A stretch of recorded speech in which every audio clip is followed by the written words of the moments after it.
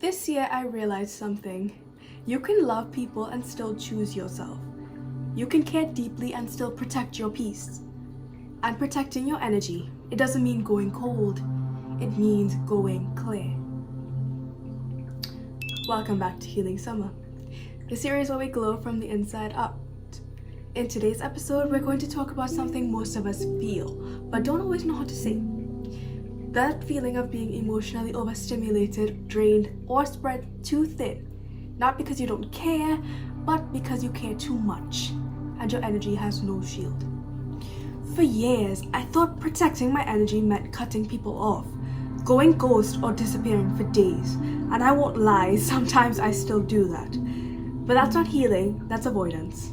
True energetic protection is deeper. It's not about keeping the world out, it's about choosing who or what gets to come in with intention. If you've ever walked away from a conversation feeling drained, irritated, or numb, that was your spirit letting you know that something in this exchange was not aligned. Let me repeat that.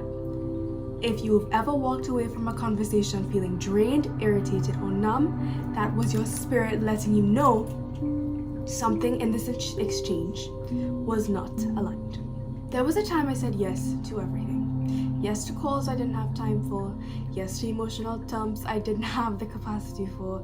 Yes to being on all the time until I couldn't even hear my own voice over everyone else's. It took a breakdown for me to realize I was not tired because I was weak, but because I was leaking energy. Leaking energy to situations that didn't pour back energy into me. Leaking presence to people who only called when they needed something, or leaking self-worth in the name of being available. That's when I changed everything. Let's move on to ways that I protect my energy. Number 1, quiet mornings. Always. I don't touch my phone, or at least I try to, for at least the first 30 minutes of every day. Not because I'm better, but because I've learned. If I don't start my day with myself, I lose myself. Let me repeat that. I don't start my day with myself, I lose myself. Number 2, micro boundaries. These are tiny, loving ways I set energetic limits. They can be saying, I can't talk right now, but I'm thinking of you. Or turning off my phone or putting it on do not disturb without guilt. And not explaining myself when I need space. That is one of the most important things I could ever tell you to do. Stop explaining yourself or over-explaining yourself when you don't need to be explaining yourself at all. Boundaries don't always need to be dramatic. Sometimes they're quiet. Sometimes they're just taking a breath, walking out of the room and taking a breath. Number 3, the 3-question filter. Before I engage, I ask, number 1, do I have the capacity for this? Number 2, is this connection reciprocal or one-sided? Number 3, will this interaction leave me feeling better or worse?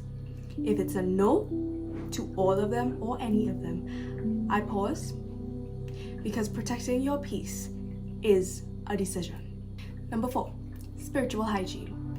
Just like we shower, I believe in cleansing the energetic body.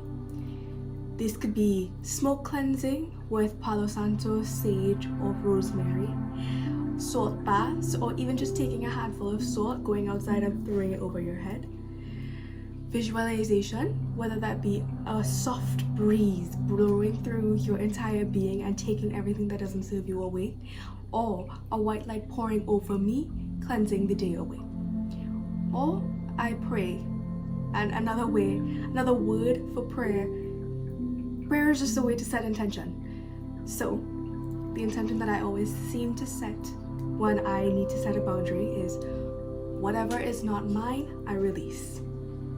Or I pray and I ask God or the universe to take everything that doesn't serve me away from me, that I don't need.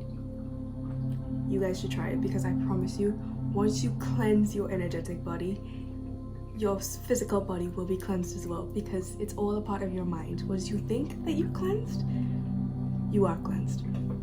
Number 5, energetic check-ins. I'll ask myself, where does my energy go? And does it need to come back to me? If the answer is no, I reroute. If the answer is yes, it comes back to me. Then I continue to engage with whatever I am engaging in at that moment. So just ask yourself this question: where does my energy go? And does it come back to me? If the answer is no, think again.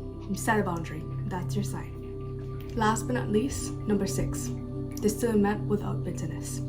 I don't assume everyone is out to drain me, but I do believe in emotional discernment. It's not about judging people, but it is about prioritizing your peace and your mind, your soul, your energy. You know what's best for you, you do what's best for you. Don't do what's best for everyone else, do what's best for you. End of story. Once I started protecting my energy in these softer ways, everything changed. I stopped over-explaining. I stopped chasing closure. I stopped holding space for people who wouldn't hold space for me.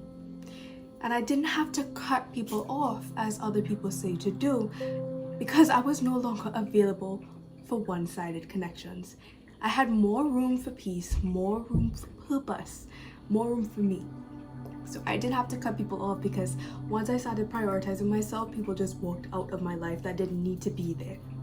And that is the biggest blessing in disguise. Trust me, it doesn't feel like a blessing in the moment because it feels like you're losing everyone that you've known, but once they walk away, your life will get way better. If you're in a place where you feel like you have to shrink, overgive, or pour from an empty cup just to keep the peace, this is your permission to stop. You're allowed to choose yourself without being the villain. You're allowed to say, I need space, and not explain. You're allowed to protect your energy even when it disappoints people. That's not selfish, that's just self-respect. Here's a journal prompt I have for you.